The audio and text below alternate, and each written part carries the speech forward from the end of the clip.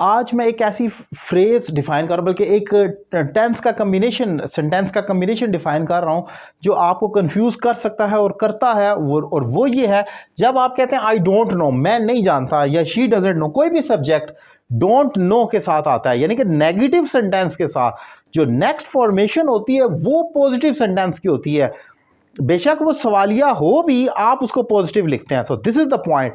अगर don't know negative sentence के अगर मेन क्लॉज है तो अगला आने वाला सेंटेंस जो है वो पॉजिटिव लिया जाएगा, बेशक वो इंटेरोगेटिव है, आप उसको रिपोर्ट करेंगे, लिखेंगे पॉजिटिव। अब ये लफ्जों की हद तक तो समझ आया, एग्जाम्पल से क्लैरिफाई होगा किस तरीके से। आई डोंट नो, मैं नहीं जानता, वेयर ही हैज गॉन, अब मैं ये नहीं जानता वो कहां गया है, अब मैं लिखूंगा आई डोंट नो। अब आपको मालूम है व्हाट व्हेन वेयर के बाद हमेशा सवालिया आना चाहिए, जो कि फैक्ट है।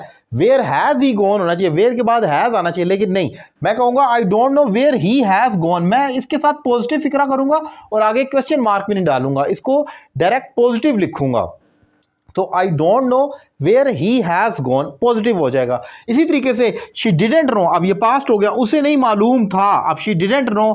इसके बाद वेयर शी वाज गोइंग, वो कहां जा रही थी, मैं ये नहीं कह सकता वेयर वाज शी गोइंग, मैं ये नहीं लिख सकता, मैं लिखूंगा वेयर शी वाज गोइंग। मैं इंटेरोगेटिव नहीं करूंगा, पॉजिटिव कर दूंगा, शी वाज गोइंग। आप देख सकते हैं यहां से वेयर के आगे देखें तो ये एक पॉजिटिव सेंटेंस बचता है, where she was going, because मैंने पॉजिटिव ही लिखना है।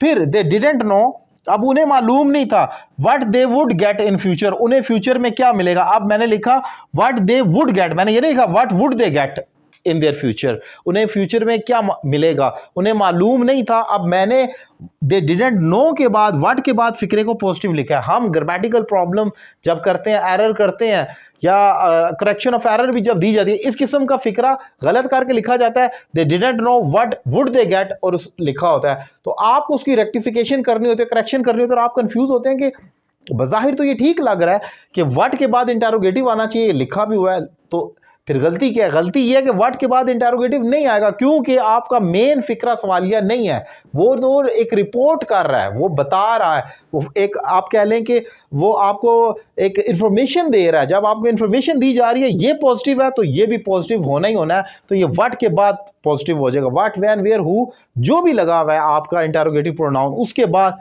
फिक्रे को पॉजिटिव रिपोर्ट किया जाना है। ये रूल है जो कि इंपॉर्टेंट है, जो मैंने डिफाइन किया। उम्मीद करता हूँ लेक्चर आपको पसंद आया होगा। अगर आप मुझसे मज़ीद क्वेश्चंस करना चाह रहे हैं तो मेरा नंबर आपके व्हाट्सएप पर, आपकी स्क्रीन पर मौजूद है, आप व्हाट्सएप कर सकते हैं। और अगर आप मुझसे ऑनलाइन इंग्लिश लैंग्वेज कोर्स करना चाह रहे हैं तो मेरा नंबर आपकी स्क्रीन पर मौजूद है।